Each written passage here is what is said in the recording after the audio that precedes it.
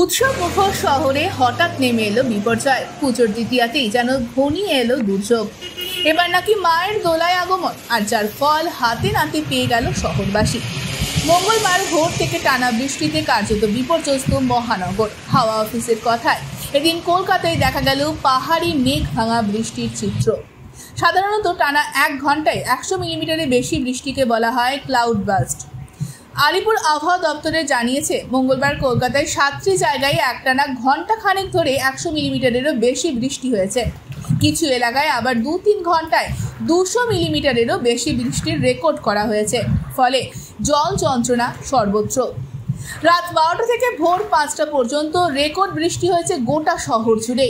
কোথায় কত বৃষ্টি হলো এবার এক নজরে দেখে নিন।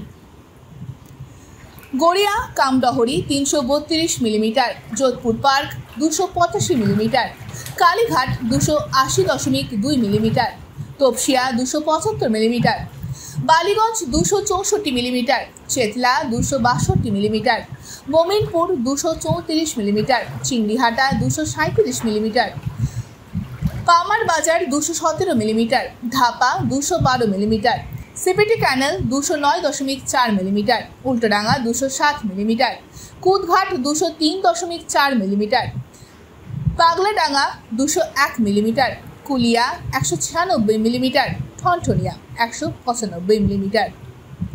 Bureau report, NM news. আরও খবরের আপডেট পেতে সাবস্ক্রাইব করুন আমাদের ইউটিউব চ্যানেলটি আর বেল আইকনে ক্লিক করুন নোটিফিকেশনস পেতে।